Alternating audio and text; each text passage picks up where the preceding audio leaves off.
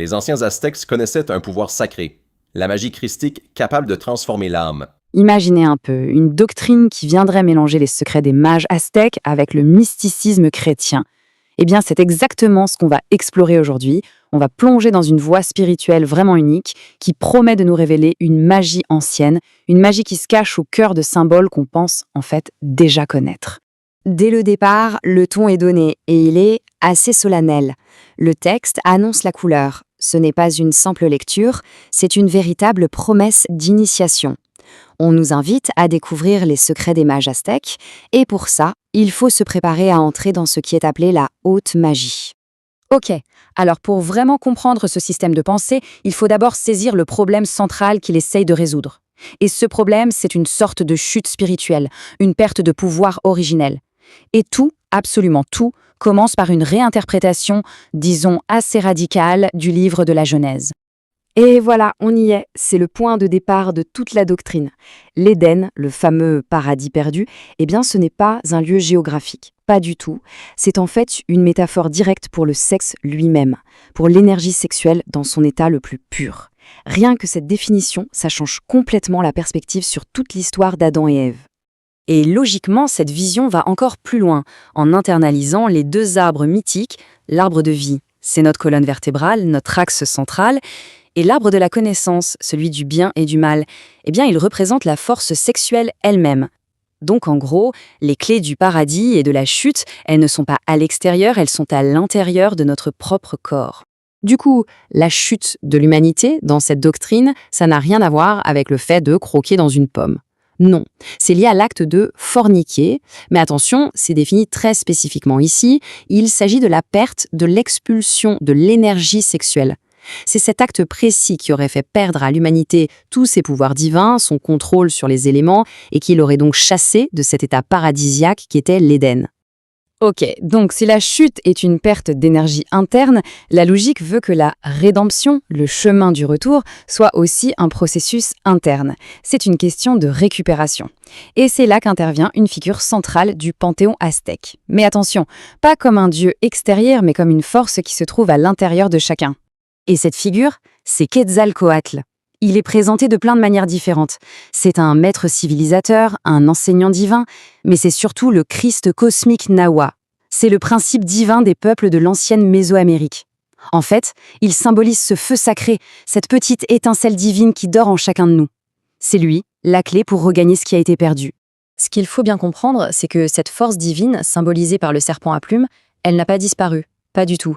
Elle est juste tombée, elle s'est endormie tout en bas de notre colonne vertébrale, dans le coccyx, à la base de notre propre arbre de vie. Et elle est là, elle attend juste une chose, qu'on la réveille. La question à 1 million, c'est comment on fait pour réveiller ce serpent endormi? Eh bien, le texte propose une méthode très précise. Une pratique secrète qu'il appelle la magie sexuelle, ou parfois l'alchimie amoureuse. Et là, on touche vraiment au cœur de l'enseignement pratique. Concrètement, la méthode, c'est un rituel en 4 étapes. Ça commence par l'union amoureuse d'un couple, puis des caresses, mais des caresses aimantes, sans luxure. Et là arrive le point crucial, vraiment le secret de toute l'opération. Le couple se sépare avant l'orgasme, avant toute expulsion. Pourquoi? Parce que c'est cette retenue qui permet la 4e étape, la transmutation. L'énergie sexuelle qui n'a pas été perdue est alors transformée en une force divine, bien supérieure. Bon, d'accord, mais alors, qu'est-ce que ça éveille, cette pratique? Si on arrive à transmuter cette énergie, qu'est-ce qui se passe concrètement à l'intérieur de l'initié? Quel est le résultat de tout ce travail? Et c'est là que la connexion devient vraiment fascinante. Cette énergie transmutée, elle éveille le fameux serpent à plumes, qu'on pourrait appeler la Kundalini dans la tradition yogique, et il commence son ascension le long de la colonne vertébrale. Et à chaque étape de cette montée, il active un centre énergétique. Et la surprise, le texte identifie ces centres aux 7 églises de l'Apocalypse de Saint Jean. Un syncrétisme assez bluffant. La progression est vraiment très claire. Chaque église, ou chakra si on veut, qui est activée, restaure un des pouvoirs divins qui ont été perdus lors de la chute. On commence par avoir un pouvoir sur les éléments physiques, puis on développe des capacités psychiques, comme la télépathie, et on continue à monter vers des facultés spirituelles de plus en plus élevées. Le sommet, c'est l'omniscience, liée à la glande pinéale, qu'on appelle ici l'œil de diamant.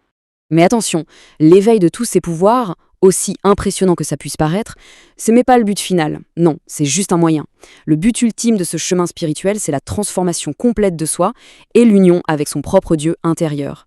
Pour y arriver, le texte décrit un conflit intérieur fondamental. C'est une vraie lutte.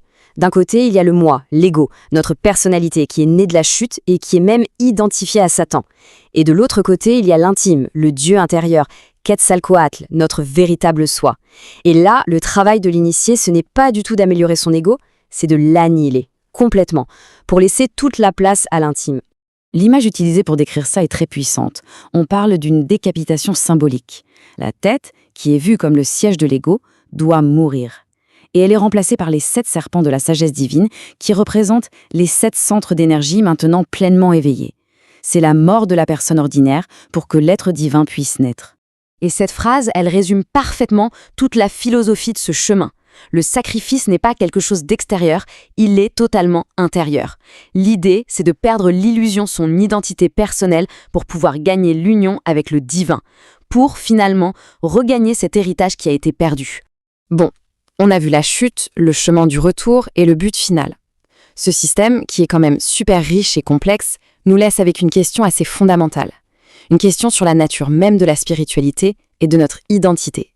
Finalement, c'est la grande question que pose implicitement tout ce parcours. Pour atteindre la divinité, est-ce que le soi doit être détruit ? Autrement dit, est-ce que l'accomplissement spirituel, c'est une amélioration de qui on est, ou est-ce que c'est une annulation totale de notre moi personnel pour laisser place à une conscience beaucoup plus vaste ? C'est une réflexion qui, je pense, résonne bien au-delà de ce texte en particulier. Abonne-toi pour éveiller ton esprit.